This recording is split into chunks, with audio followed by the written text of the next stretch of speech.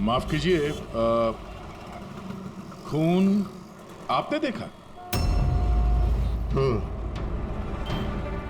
मगर आपने देखा कैसे? मेरा मतलब है, आप तो देख नहीं सकता, यही ना? जी हाँ, तो फिर मतलब आपने देखा कैसे खून होते हुए? इसकी मदद से। इसकी मदद से? अब क्या है ये सेंसर ग्लब है, इसमें सेंसर लगे हैं, उसमें से अदृश्य तरंगें निकलती हैं। उन तरंगों के सामने जो कुछ भी होता है उससे टकरा कर वो वापस लौटती हैं। उससे मुझे पता चल जाता है कि मेरे सामने क्या हो रहा है। यानी एक तरह से ये आपकी आंखों का काम करता है? हाँ, आप ऐसा कह सकती हैं। अरे मगर ये कैसे हो सकता है? हो सकता है। एक मिनट, आप एक महिला हैं, आपने चोटी बांधी हुई है।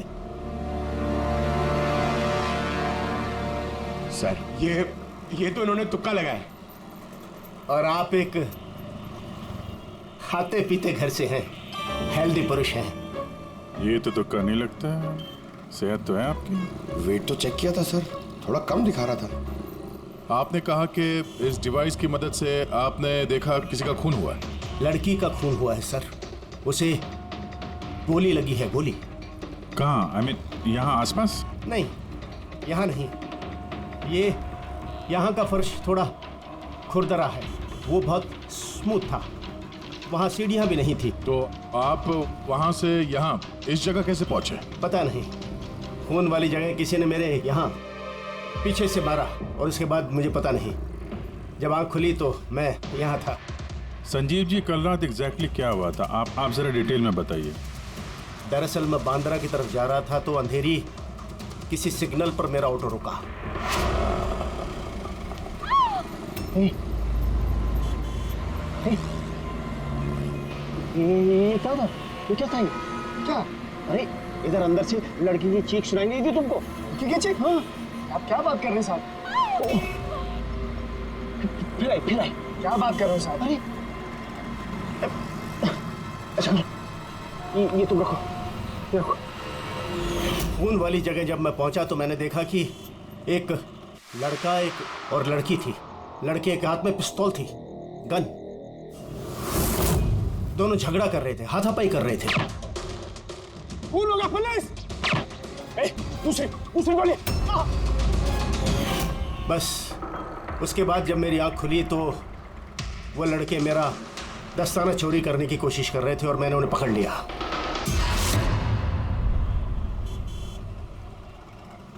और आपके बेहोश होने के बाद कातिल आपको उठा के यहाँ लेके आया और यहाँ छोड़ के भाग गया?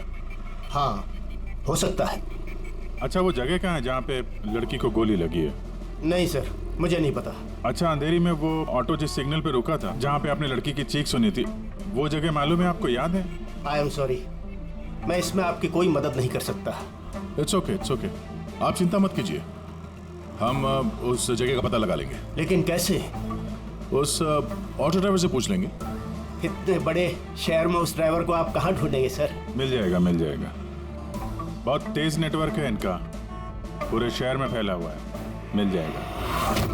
इसका नाम पता वगैरह कुछ मालूम है आपको? उसने टोपी पहनी हुई थी और पुराने गाने बजा रहा था, 90s के दशक के। और उसके ऑटो में आग बुझाने का यंत्र भी लगा था। और हाँ, उसकी बातचीत से ऐसा लगता था जैसे वो उत्तर भारत का रहने वाला है।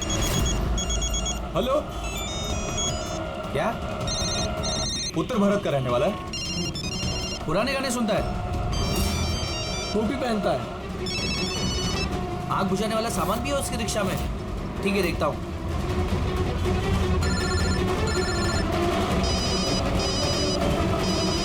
हेलो। अरे राजू। हाँ भाई। अरे सीआईडी एक ऑटो रिक्शा वाले को ढूंढ रही है जो टोपी पहनता है और जिसके ऑटो में फायर एक्सटिंग्विशर लगा हुआ है।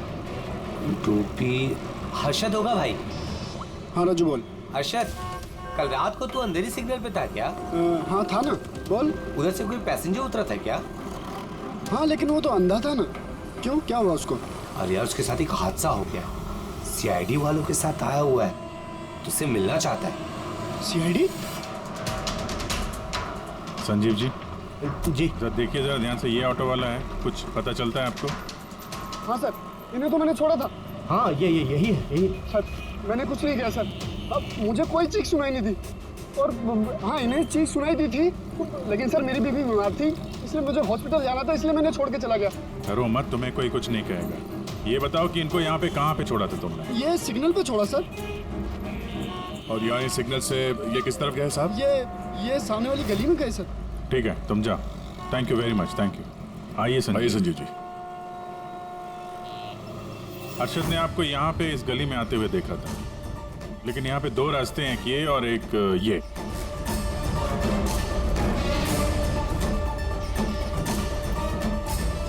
कुछ याद है आपको, किधर गए थे आप? संजीव जी जरा ठीक से सोच के बताइए कि आपने इनमें से कौन सी गली ली थी?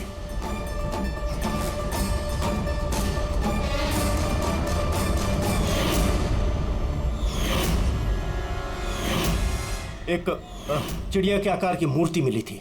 चलो हम लोग यहां से शुरू करते हैं। आगे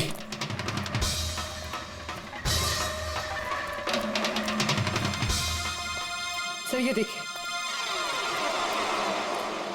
संजीव जी, क्या यह है वो मूर्ति? हाँ हाँ यही। अभिजय सर, मूर्ति मिल गई। ये क्या? ये गुड। ये अच्छा, इसके बाद संजीव जी, इसके बाद कुछ याद है? इसके बाद कहाँ गए थे आप?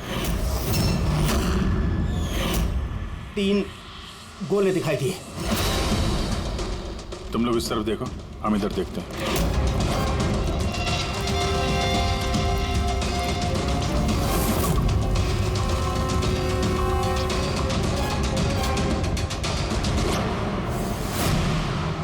सर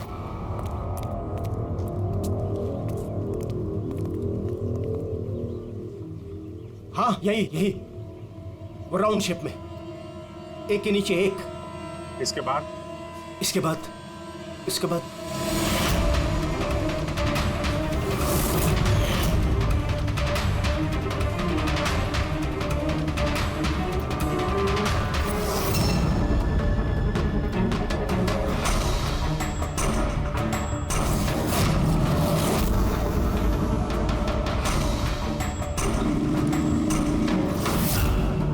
इधर। हाँ ये संभाल के। अरे सर, घूम फिर के वहीं आगे जहाँ से हमने शुरू किया था। तभी तो संजीव जी को आवाज सुनाई दी।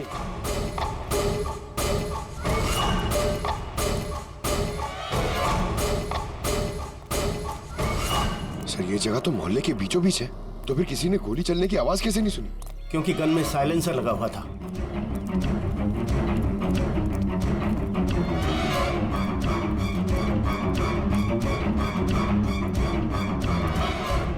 आई एक स्टेप है, संभाल के।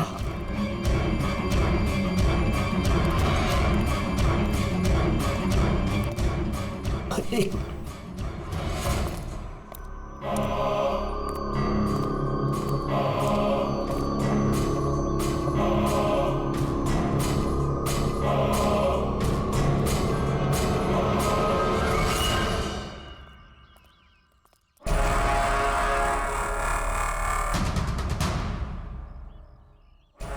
क्या हुआ? आप लोग रुक क्यों गए? क्या है यहाँ? क्या लाश मिली? संजीव जी, आपने कहा था कि गोली किसी लड़की को लगी है। हाँ लड़की को लगी थी। मैंने उसे छू कर देखा था, वो घायल थी, खून निकल रहा था। क्यों क्या हुआ? लाश है यहाँ पे, लेकिन लड़की की नहीं, किसी लड़के की है। क्या?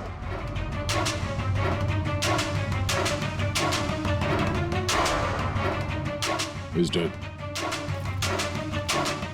लगता है ये वही है जिसने उस लड़की को मारने की कोशिश की। सर संजीव जी के मुताबिक यहाँ पर 2 गोलियां चली थी। शायद ये दूसरी गोली से मरा।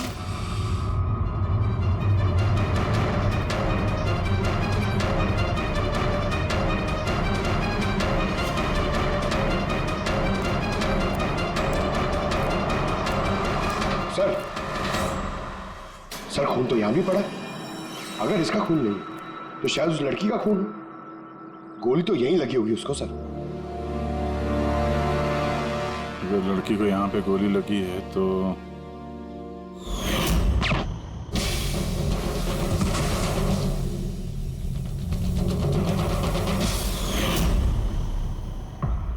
आपने कहा था आपके सिर पे किसी ने पीछे से वार किया, तो ये दूसरी गोली चलने के बाद आपको लगा था या दूसरी गोली चलने के पहले? नहीं, दूसरी गोली चलने के बाद। सर क्या है ये सब, कुछ समझ में ही नहीं आ रहा है। सर खून तो बहुत बहा है, वो लड़की पक्का घायल हो गई। सर ना तो मोबाइल मिला है और ना ही वॉलेट, कोई आइडेंटिफिकेशन नहीं है। और सर इसके हाथ और उंगली पे जो निशान है, ऐसा लग रहा है कि किसी ने घड़ी और अंगूठी चुरा ली होगी। तो कहीं दोनों को लूटने के इरादे से तो नहीं मार दिया? तो ये पता करना पड़ेगा कि लड़की कहाँ है। अगर घायल है तो किसी हॉस्पिटल में होगी, और अगर मर गई तो खूनी उसकी लाश ठिकाने लगा रहा होगा। जरा पता करो मिसिंग पर्सन ब्यूरो से, इसके बारे में कुछ पता चलता है क्या? बस क्राइम स्पॉट वाली जगह पर उस जमीन पर जो खून मिला था, डीएनए टेस्ट के मुताबिक वो खून किसी लड़की का। भले ही वो लड़की उस वक्त वहां पर मौजूद नहीं थी जब आप लोग वहां गए, लेकिन क्राइम होते वक्त वो लड़की वहां पर जरूर मौजूद थी। और सर वारदात का वक्त है रात को 11 से 1 बजे के बीच। तो सही है, संजीव भी तो वहीं पर था 11 बजे आसपास। हाँ सर, और संजीव जी को बेहोशी की हालत में लाकर वहां छोड़ दिया जहां पर वो हमें मिले थे। एक और बात सर, 2 गोली चली थी। इस लड़की को गोली लगी और वो वहीं पे बेहोश होकर गिर गई संजीव जी के पास। उसके बाद सर दूसरी गोली चली जो उस लड़के को लगी। इसका मतलब ये है कि संजीव जी के अलावा कोई तीसरा भी था वहां पे, जिसने इस घायल लड़की को वहां से कहीं ले गया और संजीव जी को भी उस जगह पे छोड़ दिया जहाँ पे वो मिले थे।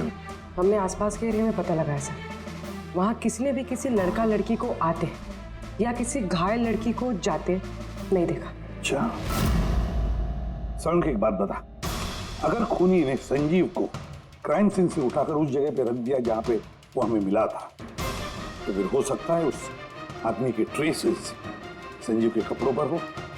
पता लगा सकता है कौन है वो? बिल्कुल पता लगा सकता हूँ। तो बस लग जा काम।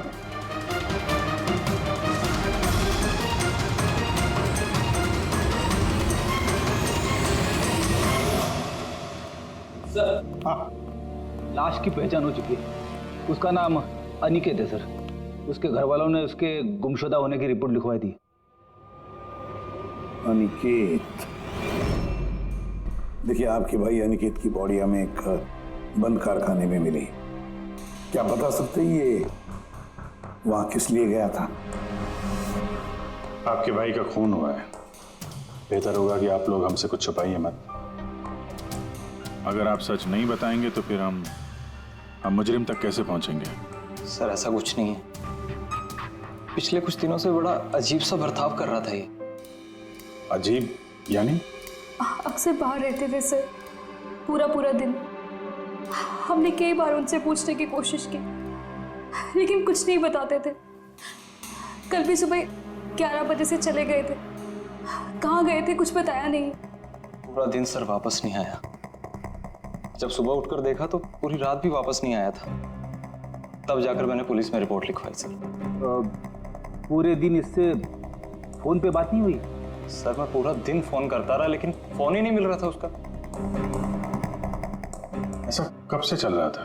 सर पता नहीं कब से, पिछले कई सालों से तो ये सिंगापुर में थे। अभी कुछ ही महीनों पहले इंडिया आए हैं, तब से सर ऐसे ही बिहेव करते हैं। सिंगापुर में क्या काम करते थे ये? वहाँ होटल में जॉब करते थे। ये शादीशुदा था? नहीं सर, शादीशुदा नहीं था। किसी लड़की के साथ इसकी दोस्ती थी? क्योंकि मरने से पहले ये किसी लड़की के साथ झगड़ा कर रहा था। पता नहीं सर, हमें तो बिल्कुल मालूम नहीं किसी लड़की के साथ इसका कोई अफेयर है या फिर कोई दोस्ती, हमें नहीं मालूम सर।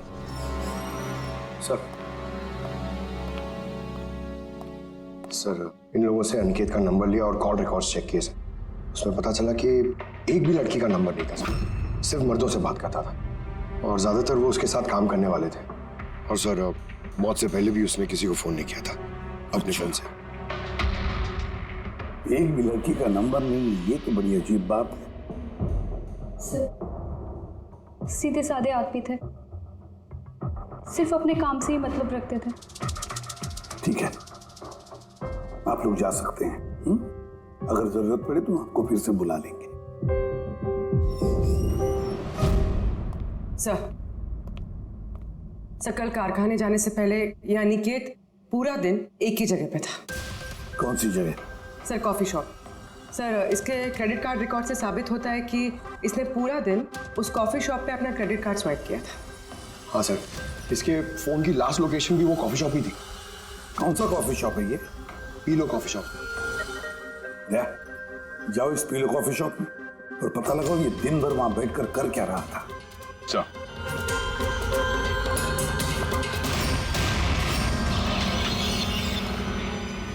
बस क्या खबर लाया? ऐसी खबर लाया हूं जो हमारे लिए बहुत जरूरी है। क्या? अनिकेत के कपड़ों में मुझे कुछ अलग अलग डीएनए सैंपल्स मिले हैं। कुछ मतलब? कुछ माने 5 लोगों के डीएनए सैंपल्स मिले हैं बॉस। 5? हाँ 5, और ये 5 लड़कियां हैं। और संजीव के कपड़ों में से हमें 2 डीएनए सैंपल्स मिले हैं, और ये दोनों सैंपल्स अनिकेत के कपड़ों में से मिले सैंपल से मैच होते हैं। मतलब 5 में से 2 लड़कियां जिन्होंने अनिकेत को छुआ था, उन्होंने संजीव जी को भी छुआ है। मतलब अभिजीत, ये सारा काम 2 लड़कियों ने किया है।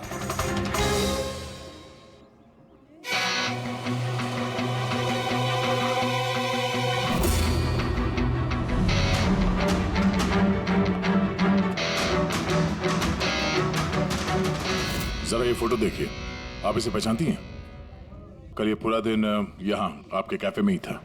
हाँ सर, ये कल पूरा दिन यहीं पर था और कुछ रात को 10:30 के आसपास यहाँ से निकला था। ये अकेला था या कोई और भी था इसके साथ? मीतू, इधर आना जरा। जरा ये फोटो देखना, ये आदमी कल यही था ना? तो इनको बताओ कि ये अकेला था या फिर किसी और के साथ में था। ये तो अनिकेत है। ये कभी अकेला नहीं आता था, हमेशा भीड़ साथ लाता था। औरतों और लड़कियों की भीड़। और सिर्फ कल नहीं, ये हमारा रेगुलर कस्टमर है, अक्सर यहाँ आता है। और ये हमेशा वही लड़कियों के साथ आता था या अलग अलग? अलग अलग आती थी सर, दिन में कम से कम 3-4। काफी पहुंचा हुआ बंदा था ये। एक बार मैंने उसे पूछा भी था कि इतनी सारी लड़कियों से दोस्ती हुई कैसे, तो उसने मुझे बताया था कि उसके मोबाइल में एक ऐप है, कोई डेटिंग ऐप, वहीं उसे ये सारी लड़कियां मिलती थी।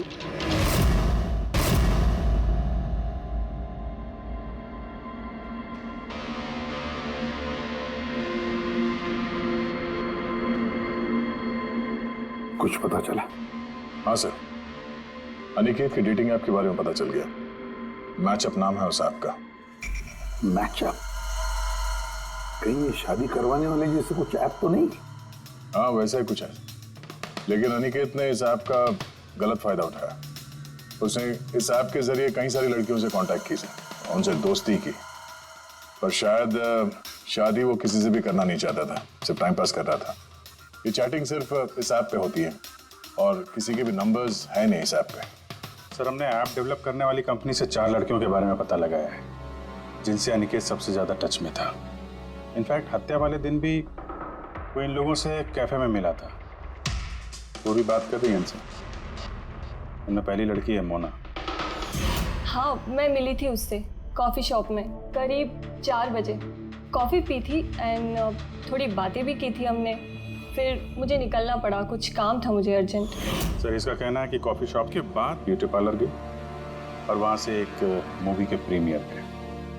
दूसरी है रूपाली। तो बताइए, आपकी क्या कहानी है? वो बहुत दिनों से पीछे पड़ा था, मिल लो। बहुत ही बोरिंग था, आई टेल यू। एक कॉफ़ी मैंने बहुत मुश्किल से झेली उसके साथ, और जैसे ही कॉफ़ी ख़त्म हुई मैं तो वहाँ से निकल गई थी। उसने बताया कि सर वो अनिकेत से 6 बजे मिली थी और उसके बाद फैमिली फंक्शन अटेंड करने अंधेरी गई थी। और ये तीसरी अंजू है सर। उसके साथ तो वक्त का पता ही नहीं चला। कितनी प्यारी बातें करता है वो। पता है, हमने ढेर सारी बातें की। अचानक से उसने कहा कि उसको कहीं जाना है। हमने डिसाइड किया कि हम अगले हफ्ते फिर मिलेंगे, और फिर वो चला गया। ये लड़की कॉफी शॉप से बाहर निकली ही नहीं। इसके स्टेटमेंट के मुताबिक ये कॉफी शॉप में ही बैठी रही, कॉफी शॉप बंद होने तक, 12 बजे तक। सर इनके स्टेटमेंट्स हमने क्रॉस चेक किए, सच ही बोल रही हैं। सर संजीव जी के हिसाब से लड़की को गोली लगी थी। अब इन तीनों को चेक किया है, उनमें से तो कोई घायल नहीं। तुमने 4 लड़कियों का जिक्र किया था, ये चौथी लड़की कौन है, कहाँ है वो? सर चौथी लड़की है एरिका। हमने इस ऐप पे उससे कांटेक्ट करने की कोशिश की पर उसने अभी तक रिस्पॉन्ड नहीं किया। काम करो, इस एरिका से जाकर मिलो।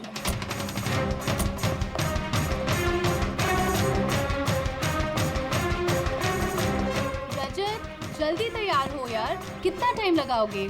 इतना टाइम तो लड़कियां भी नहीं लगाती हैं। आ रहा हूँ बाबा, 2 मिनट। Excuse me. जी कहिए, किससे मिलना है? एरिका। एरिका मैं ही हूँ, पर आप? सीआईडी। सीआईडी? क्या ये सब? क्या बात होगी सर, कोई प्रॉब्लम है क्या? एरिका जी, हमने आपको मैसेज भेजा था मैचअप ऐप पे। आपको सीआईडी ब्यूरो में आने के लिए कहा था। आप आई नहीं तो हमें खुद आना पड़ा। Matchup app? ये क्या है? डेटिंग ऐप है।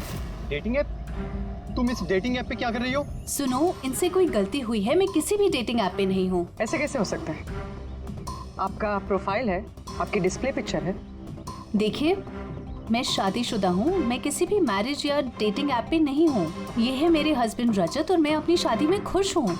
मुझे ये सब करने की क्या जरूरत है? एरिका जी, अगर आप सच बोल रही हैं तो ये क्या है?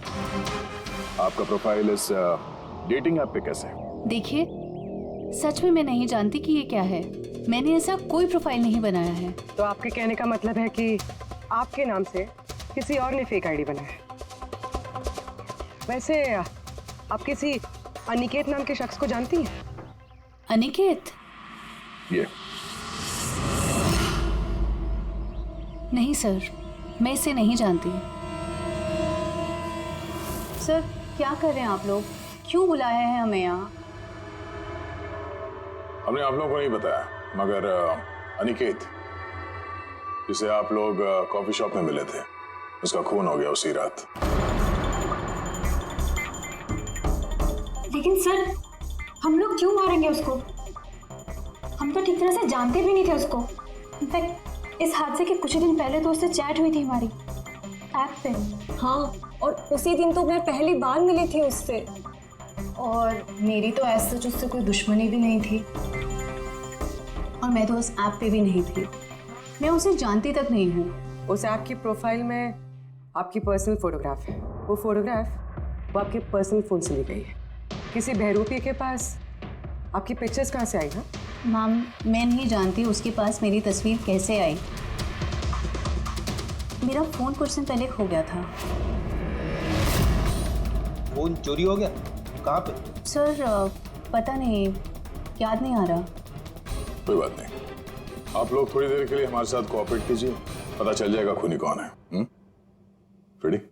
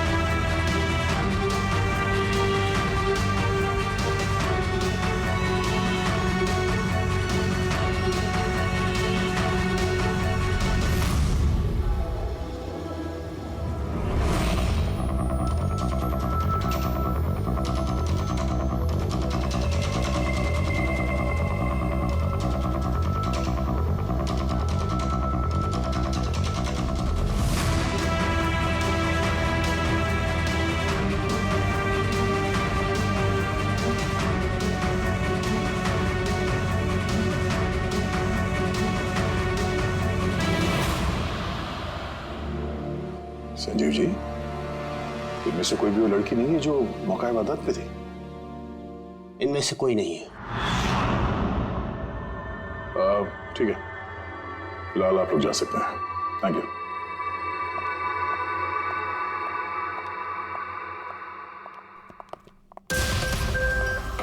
नहीं सर, इनमें से तो कोई नहीं है। सर बाकी तीनों की तरह एरिका को भी कोई चोट नहीं है, लेकिन वो लड़की घायल थी।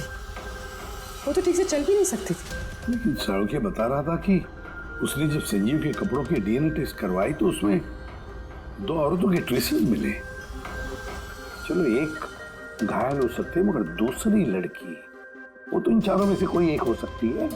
सर इन चारों के पानी के झूठे ग्लासेस फोरेंसिक भिजवा दिए, रिपोर्ट आती होगी। सर वो दोनों लड़कियों का डीएनए इन चारों से मैच नहीं हुआ सर। क्या मैच नहीं हो रहा? ये दोनों लड़कियां हैं कौन? एक मिनट। क्या हुआ संजीव?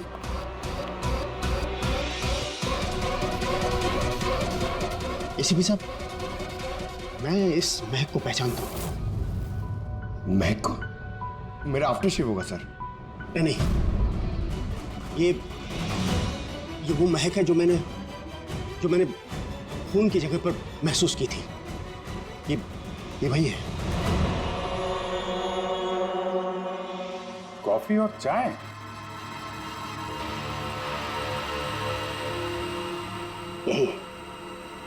यही महक थी। खून वाली जगह यही महक थी सर।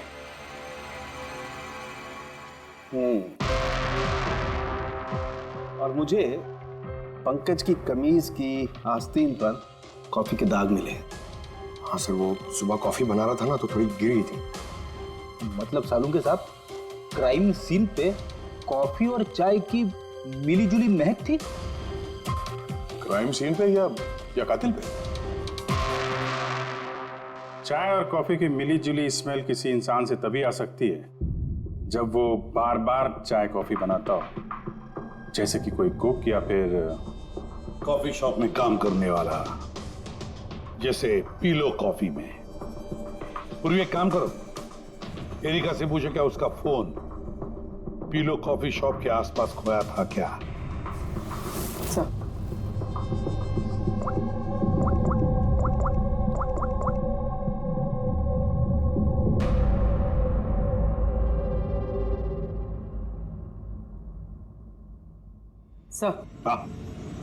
सर उसका फोन वहीं गुम हुआ था, उसी कॉफी शॉप में।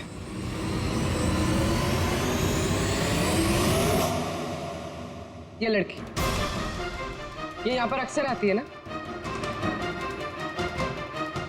हाँ, इसको देखा तो है यहाँ। इसका फोन गुम हो गया, तो जब इसका फोन गुम हुआ था यहाँ पर ड्यूटी पे कौन था?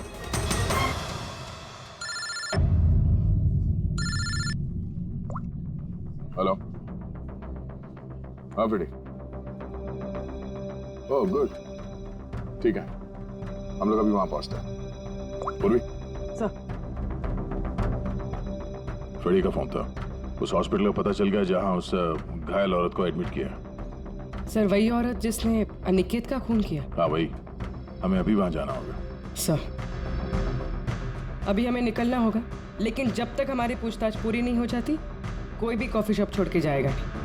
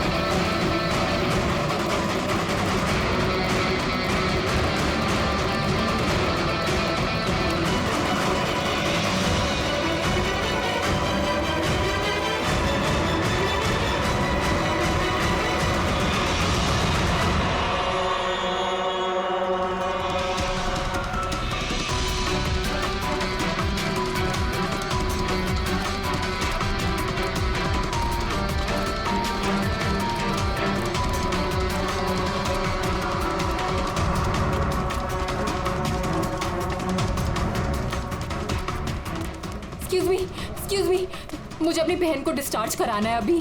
अब अभी के अभी डिस्चार्ज पेपर्स तैयार कीजिए। डिस्चार्ज? कोमा में अभी वो? देखिए मुझे सब नहीं पता, हमारा निकलना यहाँ से बहुत जरूरी है। आप कीजिए। पैसे कैसे डिस्चार्ज कर दूं? इनकी जान से भी ज्यादा जरूरी है। देखिए आप मुझसे ज्यादा बहस मत कीजिए, मैं बोल रही हूँ मेरे पास टाइम नहीं है, मुझे सब नहीं पता, आप जल्दी कीजिए।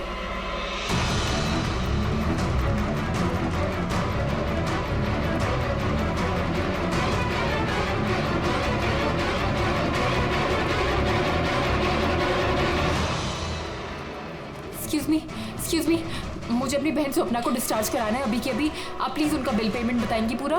Excuse me. लगता है बहुत जल्दी है आपको।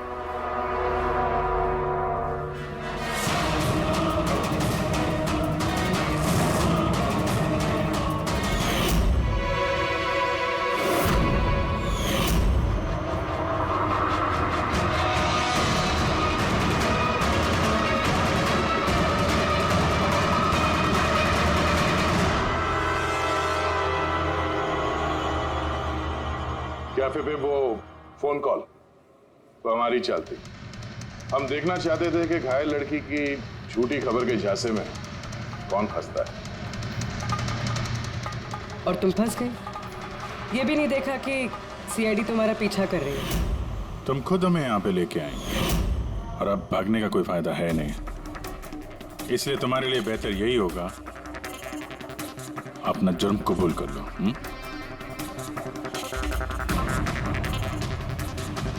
अनिकेत ने मेरी बहन को जीते जी मार दिया था। वो लोग सिंगापुर में मिले थे और वहीं पर उसने मेरी बहन से शादी का वादा करके उससे सगाई कर ली थी और फिर शादी की हर बात को टालता रहता था वो। मेरी बहन जब भी डेट फिक्स करने की बात करती थी शादी की तो हमेशा कोई बहाना करता रहता था। और अभी 6 महीने पहले उसने बोला कि उसकी माँ बीमार है और उसको इलाज के पैसे चाहिए अपनी माँ के लिए। मेरी बहन ने पूरी सेविंग्स दे दी अपने उसे और उसने बोला कि वो सिंगापुर से वापस आके मेरी बहन से शादी करेगा। पैसे लेकर अनिकेत सिंगापुर से मुंबई आ गया। हाँ, स्वप्ना उसका इंतजार करती रही, वो भी पूरे 3 महीने। फिर एक दिन मैंने देखा कि वो मुंबई में किसी कैफे में था, वो भी अलग अलग लड़कियों के साथ।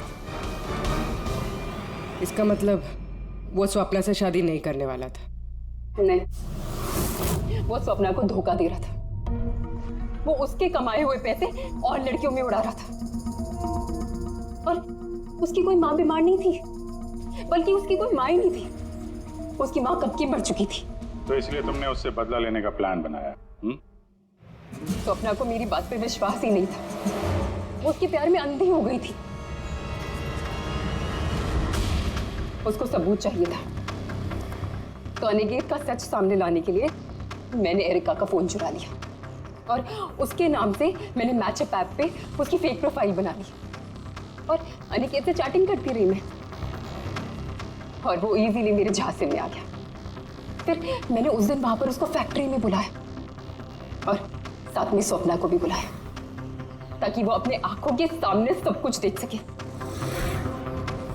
पर उस दिन जब मैं वहां पर गई तो मेरे सामने। ये क्या कर रही हो तुम? हिसाब चुकता कर रही हूँ। तुमने जो मेरे साथ किया उसी की सजा है ये।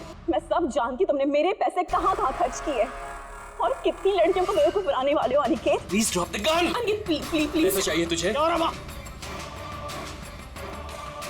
निकल यहाँ से, चुपचाप निकल यहाँ से। छोड़ उसको, छोड़। जब बोला ना निकल यहाँ से।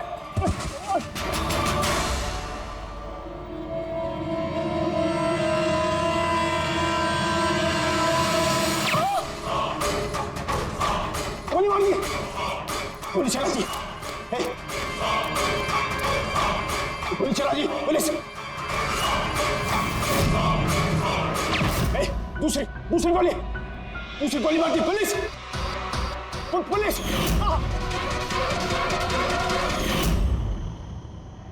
तुम्हें पता है अनिकेत की लाश तक हमें उसी संजीव ने पहुंचाया, तो देख नहीं सकता था। लेकिन उसके संवेदी दस्ताने, सेंसिटिव ग्लव्स, आंखों से कम नहीं। बदले की भावना में तुमने अनिकेत का खून कर दिया, लेकिन अब सारी जिंदगी जेल में गुजरेगी। और तुम्हारी बहन स्वप्ना, जिसके लिए तुमने ये सब किया, एक तो पहले से ही कोमा में है, और जब कभी भी कोमा से बाहर आएगी तुम्हारे पास ही पहुंचेगी, जेल की सलाखों के पीछे।